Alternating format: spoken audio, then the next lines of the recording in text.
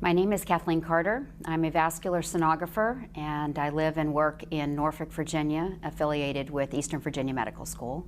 And I'm going to talk to you today about technical protocols and tips for renal artery duplex ultrasound.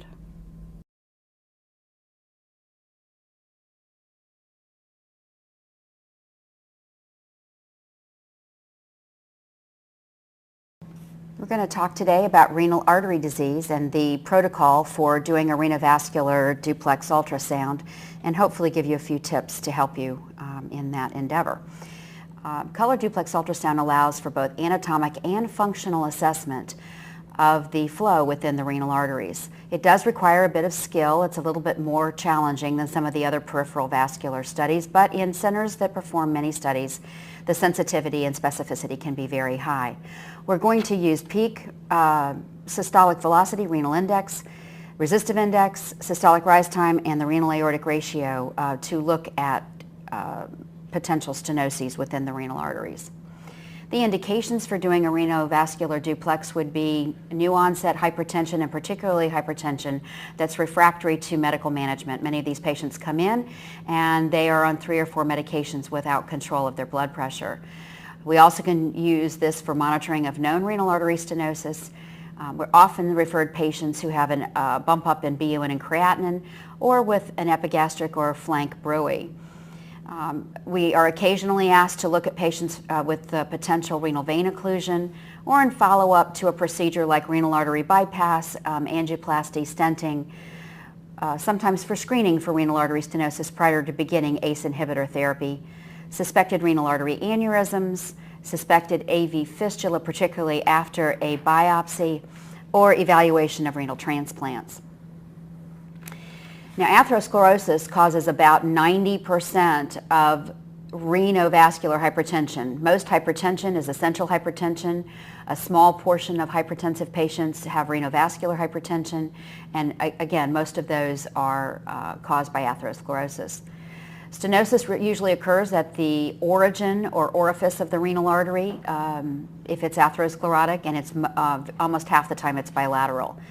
There are no specific risk factors other than the normal cardiovascular risk factors. That is, there are no specific risk factors for renovascular plaque to develop that isn't associated with other plaque in other parts of the body. Plaque progression will occur about half of the time within 1 year, but it is the most common correctable form of hypertension, so it's important that we identify it. There are no known contraindications to this exam. However, there are some limitations or challenges. If the patient has had recent abdominal surgery, incisions, and it is tender, it may be hard to push on the abdomen. Bowel gas can be a problem, but it is something that is present with any ultrasound study in the abdomen, and you just need to work around it and look at other views to work around any bowel gas that may be in your way. Patient obesity can be a challenge, or if the patient is uncooperative, can't be positioned properly, that may make the study more of a challenge. Some of the limitations associated with this ultrasound test are the fact that there are about 25% of the time accessory renal arteries, and they may not come off anywhere near the main renal artery, so we have to really be vigilant in going after and looking for those. There may be branch vessel disease that you might not identify. We're not very good at identifying less than 60% stenoses, and Doppler angles and tortuosity of the renal artery can make a challenge in getting the appropriate under 60-degree angle spectral waveforms.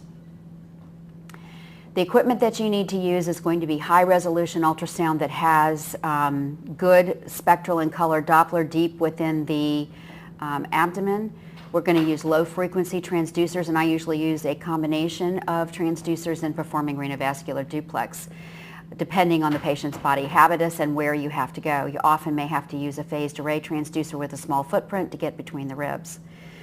It often takes more than one transducer to adequately assess the renal arteries, and another tip might be that the optimum transducer position to image the kidney is not usually the best to access the entire renal artery. So if you're used to doing kidney ultrasound, you're going to need to use different views to lay out the entire renal artery for assessment.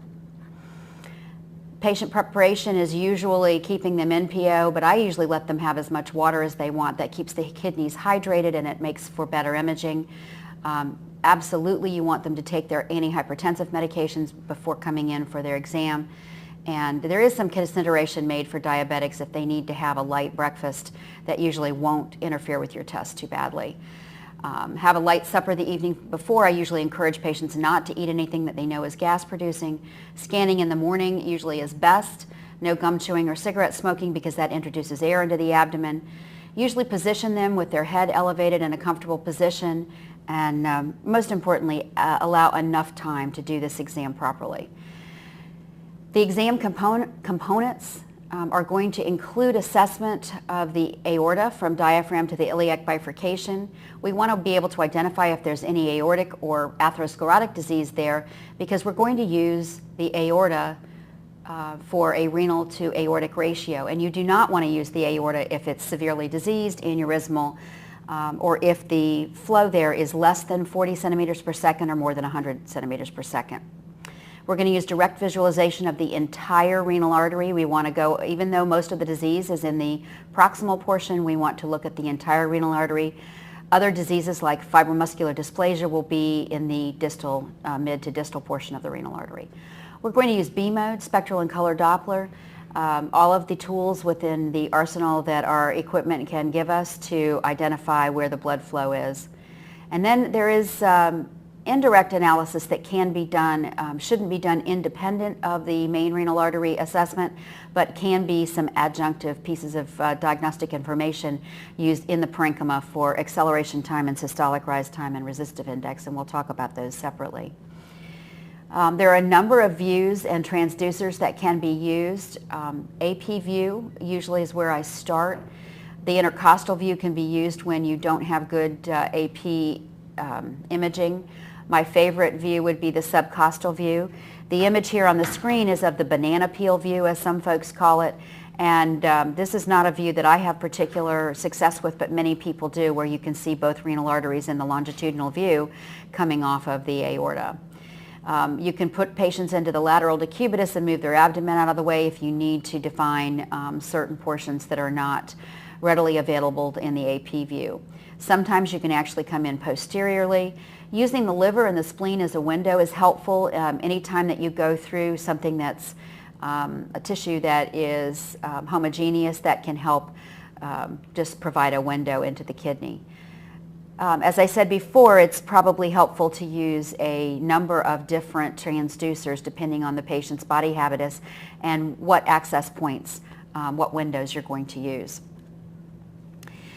So if we talk about normal renal vasculature, the renal arteries arise from the aorta anterolaterally, usually about 1 to 2 centimeters inferior to the superior mesenteric artery, and the right renal artery passes posterior to the inferior vena cava. It's a little longer than the left renal artery. The right renal vein is very short and has a short course from the renal hilum to the IVC, or inferior vena cava. The left renal artery is much longer than the right, and it passes between the SMA and the aorta. And the renal vein exits anteriorly at the hilum, posteriorly, and the artery is between the two. Accessory renal arteries are usually inferior to the main renal artery, but they actually can come off of one of the poles of the kidney and go back to the aorta at almost any point. So we'll talk about ways to look for those. The landmarks that you're going to use are those that are displayed here. You're going to use the left renal vein, the superior mesenteric artery, and again the liver and the spleen to help identify. And here you see a fair amount of portion of the right renal artery displayed just below where the SMA comes off. The renal artery divides into 4 or 5 interlobar segments. The interlobar arteries arch over the pyramids, and they come to form the arcuate arteries, which give rise to the interlobar arteries. Those further divide into the afferent arterioles that go into the glomerulus that does the work of the kidney, all of the filtering. And then when that is done, blood leaves the glomerulus through the afferent arterioles. Now, I said that multiple renal arteries are present in about 25% of patients, and that does present a challenge for us. So you can check the symmetry throughout the entire kidney. If you're in transverse and normally the right renal artery comes off at about 10 or 11 o'clock and the left renal artery comes off at about 4 o'clock, If you see renal arteries that come off at a different location than this, then be suspicious for duplicated renal arteries, because usually that's the presentation. When you do find multiple renal arteries, you need to assess them in their entirety, there is always the chance that you're going to miss one of them if there are multiple renal arteries. Another tip in finding them is to evaluate the hilar regions and poles of the kidney and look for vessels that are coming off there and track all the way back to the aorta. There are a number of anatomic variants that may occur that you'll encounter in doing a renovascular study. Horseshoe kidney is fairly rare, less than 1% of the time. 90% of those are fused at the lower pole and anterior to the aorta, generally at the 4th to 5th vertebrae. Early branching will occur outside the hilum of the kidney about 15% of times, so don't think that that's a duplicated artery. It's just that there is an early branching before the hilum. Retroaortic left renal vein is present about 3% of the time, and a circumaortic left renal vein about 9% of the time. So let's talk about the protocol. We're going to use a subxiphoid approach generally to begin, looking for the areas of any aortic disease. We're going to look in the suprarenal, juxtarenal, and infrarenal segments of the aorta and sample the aortic velocity about the level of the SMA, and that's the one we're going to use for the RAR, or renal to aortic ratio. We do not use the RAR when aortic velocities are less than 40 or greater than 100 centimeters, or if there's significant atherosclerotic disease within the aorta or aneurysmal disease, because that's going to affect the velocity. Normal velocity waveforms morphology in the suprarenal aorta has more diastolic flow, and the reason for that is that it is feeding a lower resistant vascular bed. The celiac will come off there and feed the liver and the spleen, both of which are low resistant vascular beds, and the renal arteries, of course, are feeding the kidneys. Once you get past the renal arteries, the infrarenal aorta is a much higher resistant signal, as you can see, and that's because it's only feeding high resistant peripheral arterial flow. When we're doing the proximal aortic velocity, we kind of need to walk through the renal artery, proximal, mid, and distal, and we're going to need to walk into the origin of the renal artery from the aorta. So you'll start with that lower resistant signal in the aorta to make sure you don't miss any orificial stenoses. We'll document samples in the aorta, at the ostium of the renal artery, proximal, mid, and distal in the renal artery, always at less than 60 degrees angle of incidence, and excluding any stenotic disease that can occur along any segment of that main renal artery. And then if there are segmental branches, particularly if they are easily assessed outside the hilum of the kidney, you'll check some of those segmental branches, particularly if you have any reason to suspect that there may be a stenosis there. Once we have completed assessment of the entire renal artery, we're going to go to the parenchyma, and we're going to look at the parenchymal signals in at least the upper and distal poles of the kidney. They should be symmetrical. They should be symmetrical in the waveform morphology as well as symmetrical in about the velocity and systolic rise time and acceleration time. We're going to do renal parenchymal resistive indices and real-time spectral Doppler. Document the patency of the renal vein somewhere along the course of the renal vein, measure kidney pole-to-pole length, and then document any incidental findings found along the course of the study, such as cysts, mass, hydronephrosis, hydroureter, or stones. Use B-mode, color power angio, harmonic imaging, any of the tools that you have with your equipment to identify the flow. If you're going to use color power, you're not going to be able to identify direction of flow, but certainly you'll be able to tell that it's a well-perfused kidney, identify the branches, and then you can change into regular color to identify the arteries that you need to assess. The color and B-mode settings need to be adjusted for proper sensitivity. You'll need different sensitivity settings when looking at the main renal artery, and then of course lower sensitivity settings when you get out into the small vessels in the parenchyma. You'll want to adjust the size and angle of your color box, adjust the wall filters. They will need to be low when you get out into the parenchyma. The gains should be a little bit higher. PRF should be lower, and you can actually increase the color persistence on your machine to allow the color to hang around just a little bit longer so that you can place your Doppler within the small vessels within the parenchyma of the kidney. And that's particularly helpful when there's a low flow state going on in the kidney. Use color power Doppler sometimes, adjust the Doppler sweep speed to a very fast sweep speed, and that'll give you a larger waveform to measure your systolic rise time or acceleration time. Just a bit of a tip, some of my favorite ways of accessing the renal artery: if you have the patient turn onto their left side and then take the transducer and angle that against the rib cage so that you're almost in an oblique position, paralleling the rib cage, and then angle up. That will give you usually the view that you see below this demonstration, which is the aorta in transverse. And unless there's some sort of tortuosity in the renal artery, you can follow the renal artery all the way out to the hilum of the kidney and get all of that in one plane of view. If you can't get it all in one plane of view, at least get it into larger segments instead of small pieces of the renal artery. That'll give you better assessment of the entire renal artery. On the left, you can go subcostal under the rib cage and angle up. Of course, the left renal artery is much shorter, so it's easier to lay the entire left renal artery out in one plane of view.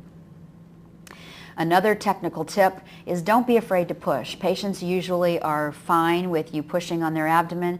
Here's an example of the transducer basically just lying on the surface of the skin, and you can barely see the left renal artery there, and with a slight push in, the renal artery is much more visible and available for assessment. So don't be afraid to push. Other technical considerations, obviously appropriate angles is crucial, and we need to be 60 degrees or less corrected to be parallel to the vessel walls. This is very important. We know that the smaller the angle, the lower the estimate of velocity, but if it's not parallel to flow, then the math calculation that is going to be done by the equipment for you is going to be completely off. And you can see here where there's not good angle correction to parallel the flow. In the image to the left, you're calculating an erroneous velocity calculation of 191 centimeters per second. When that angle is corrected to the correct angle of incidence parallel to the flow at 22 degrees within that vessel, you have a much different velocity, but it is more correct. Frequently, the renal arteries can be angulated. You want to be careful not to give the patient disease when it's in fact just tortuous. So be careful not to overestimate disease in tortuous vessels. One of the clues is that if you don't have poststenotic turbulence after you find a focal increase in velocity, you probably don't have a stenosis. It may be due simply to tortuosity. Normal renal Doppler velocity waveforms have a very low resistant flow characteristic with forward flow throughout diastole. Should have a rapid systolic upstroke. There may be an early compliance peak that can be higher or lower than the actual systolic peak. We should see rapid deceleration to that constant forward diastolic flow. And the renal vein flow is normally phasic. When we do see renal artery stenosis, there are some clinical features that are associated with functionally significant renal artery stenosis of greater than 60 degrees, and that may include smaller kidneys, a discrepancy in a kidney size greater than 1.5 centimeters, as long as it's not congenital, is usually consistent with renal artery stenosis in the smaller, supplying the smaller kidney. Certainly we'll begin to see hypertension, and some patients may present with flash pulmonary edema or unexplained recurrent CHF or congestive heart failure. We need to rely on multiple parameters for the diagnosis of renal artery stenosis. As long as the renal artery ratio can be used, the renal to aortic ratio can be used. That is a good ratio that takes out some of the velocity variations. We're going to look for increased peak systolic velocity greater than 180 or 200 centimeters per second. We're going to be looking to document that poststenotic turbulence to be sure we have a stenosis present, and that should be within a centimeter or so distal to the stenosis. The pole-to-pole kidney length should be symmetrical. Acceleration time or systolic rise time can be measured as an adjunct additional piece of information to confirm stenoses. And of course, look at your B mode. Look at the echogenicity of the kidney as well. We're looking now talking about parenchymal artery flow. Let's talk just a little bit about resistive end disease. Resistive end disease really have nothing to do with renal artery stenosis, so why do we talk about it? Well, resistive end disease, when they're elevated, are an indication of medical renal disease within the kidney that has nothing to do with renal artery flow, but it has to do with medical renal disease within the parenchyma of the kidney. But this can affect some of our other measurements, so we need to know when it's present. We calculate the renal artery resistive index, which measures end diastolic to peak systolic ratio, and it's usually considered abnormal when it's over 0.65 to 0.70. How is this measured? The peak systolic velocity then is, you subtract the end diastolic from the peak and then divide that by the peak, and that's how resistive index is calculated. Most people use resistive index to calculate the resistivity within the kidney. There is also another method of calculating resistivity within the kidney, and that's called the diastolic to systolic ratio. It's measuring basically the same thing, how the resistance in the kidney is, but it's just measured with the diastolic velocity divided by the peak systolic velocity. When you use this measurement instead of the resistive index, you're looking for a measurement to be normal of less than 0.2. So here are examples of a normal resistive index, and you see the normal amount of diastolic flow within that kidney, and this is a resistive index in the normal range of 0.53. As you lose more of the diastolic flow, you see to the right, the picture is abnormal with a very high resistive index of 0.86. Let's talk about echogenicity of the kidney. And normally the renal cortex is homogeneous and slightly less echogenic than the liver. We have good corticomedullary definition then between the cortex and the medulla. When this medical renal disease increases for whatever reason, there's a diffuse increase in the echogenicity of the cortex, and it may be more difficult to separate the corticomedullary definition. So here's an example where there's normal RI and no significant increased resistivity in the kidney, and you see good normal echogenicity within the kidney, and the cortex is usually a little less echogenic than the adjacent liver. The picture on the right, you can see that it is much more echogenic and much more difficult to separate where the cortex and the medulla may be.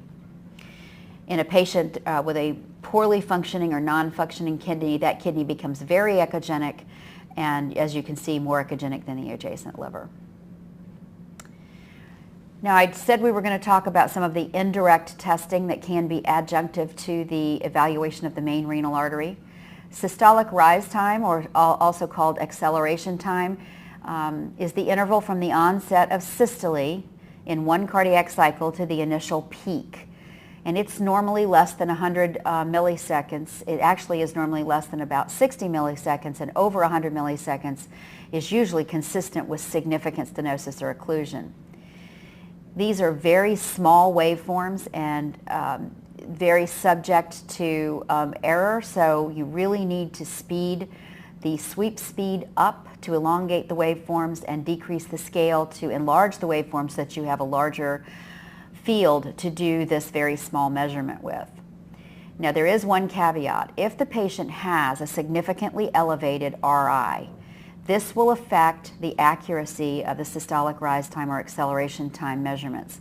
And you may not get a delay when you ordinarily would, because the kidney's just too stiff with the RI being elevated to produce the normal systolic rise time delay. So you would not want to use that in a patient who has markedly elevated resistive index. Normal systolic rise time or acceleration time, as you see here, of 60 milliseconds is measured from not end diastole, but beginning systole to that first compliance peak. And you can see how that's measured. When that is quite delayed, it's sometimes called tardus and parvus, where it is a very delayed rise to peak. So again, concomitant medical renal disease will influence these calculations. The systolic rise time cannot differentiate stenosis from occlusion, so that's a limitation of that measurement. It can't localize where the lesion is, as can direct assessment of the renal artery. And it doesn't give you any velocity information for serial follow-up. In the presence of multiple renal arteries, it may not be as helpful. And if you don't have a really good waveform, if you don't pick up a good center stream interlobar arcuate or intralobar vessel, you may miss the first compliance peak and not do a correct measurement. So those are all limitations. Now, talking about that compliance peak, they're sometimes difficult to see. So here is where this was actually measured, which is the true peak, not the first compliance peak. Here is a better waveform to measure, and here is where that first compliance peak is. So you will want to measure from beginning systole to that first compliance peak, not the actual systolic peak. So we'll talk briefly now about what happens after some kind of intervention to renal artery for the presence of renal artery stenosis. That can be surgical revascularization with either a bypass graft or an endarterectomy of the renal artery, or more often today we see percutaneous angioplasty with or without a stent present. Careful documentation of follow-up studies so that we can find out if there is residual versus recurrent stenoses. Changes in the aortic condition or the velocities can affect this. Renal artery velocity should be taken from at least 2 views when following up after any revascularization. And sometimes it's really hard to get a good angle because vessel angulation will change after a stent has been placed in there, and it may be harder to get an under 60-degree angle. There's a lot of research going on right now to determine what is a correct duplex velocity following PTA and stent, particularly in stents when there's a decreased compliance of the vessel. We need to walk the entire stent, through the entire stent with spectral Doppler. You can have a stenosis occur anywhere within the course of the stent. The distal stent is the most common site of restenosis, but again, you can have it anywhere along the course of the stent, so we need to look at the entire stented portion. Rigid stent structures can cause elevated velocities without any restenosis, so what you're looking for is any focal increase within the stent, not necessarily just pan-stent increase velocities that might be caused due to loss of compliance. Frequently, stents are placed within the renal artery and extrude into the aorta. The picture to the left, you can see in the aorta the renal artery stent that is extending out into that. And the reason for that is many of these plaques can extend into the orifice and out into the wall of the aorta from the renal artery. And so they want to make sure that the stent covers all of the disease that's present. So here in the longitudinal view in the middle picture, you can see a stent again that extrudes out into the aortic lumen. The picture to the right is showing you that there's been because that stent is present, there's been a change in the angle of the right renal artery, and instead of arching up, which is a more optimum angle for incidence for going through the origin of the aorta, this one is not at 60 degrees and not accessible, at least in this particular view, at 60 degrees, so you'll have to try a different view to walk the Doppler through the stented portion in that part of the right renal artery. If you do encounter stenosis, we should have post-stenotic turbulence present. Otherwise, again, it may just be increased velocity due to loss of compliance. The angle of the vessel, as you can see in this picture, has changed due to stent placement, and close monitoring has to be done to make sure that you, in fact, have a stenosis present within any of these stents. If renal artery bypass graft or endarterectomy has been done, the anastomotic areas are the most frequent site of any recurrent stenosis, and the protocol for the exam would be pretty much the same as native renal arteries, with special attention paid to those anastomotic sites. Incidental findings that might be seen along the course of doing a renal artery duplex include renal cysts, hydronephrosis, stones, masses, aneurysms, and developmental renal artery stenosis. Simple cysts should just be measured and noted as an incidental finding. Polycystic kidneys can just be noted to be there. If you run into hydronephrosis or hydroureter, that should be mentioned as an incidental finding in your report. Fibromuscular dysplasia usually occurs in the mid to distal renal artery. It's typically found in middle-aged females and is described angiographically as a string of beads appearance, usually these sequential stenoses. The parenchymal signals, interestingly enough, are usually not affected by FMD, and the velocities that are obtained are usually a little lower than similar amounts of stenoses with atherosclerotic disease. If you encounter renal artery aneurysms, these should be measured and noted where they occur along the course of the renal artery. The exact incidence of renal artery aneurysms is not well known. There are 4 types: macro aneurysms, dissecting renal artery aneurysms, those that are associated with FMD, and those that are associated with arteritis.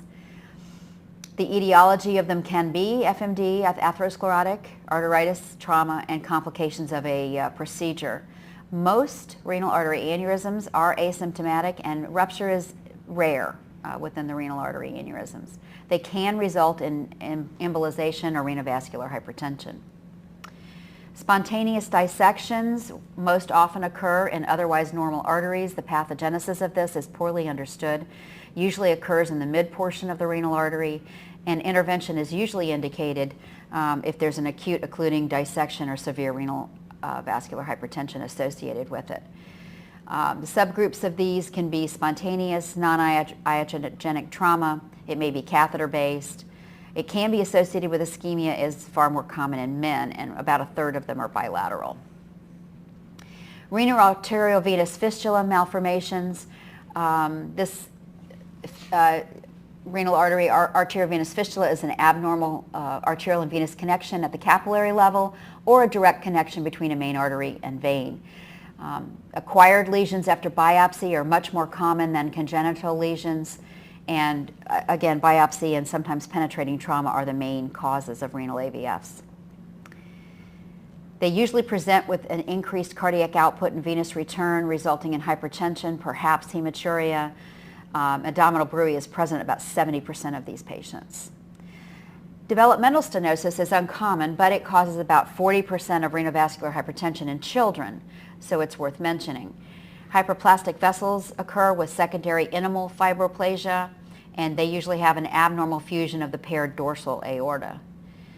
So in conclusion, renal artery duplex is an accurate and safe exam for the diagnosis of significant renal artery stenosis. It can be very valuable following a procedure, and it can be valuable in following the progression of disease prior to treatment.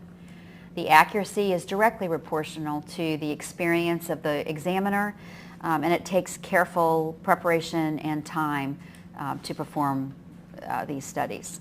Thank you.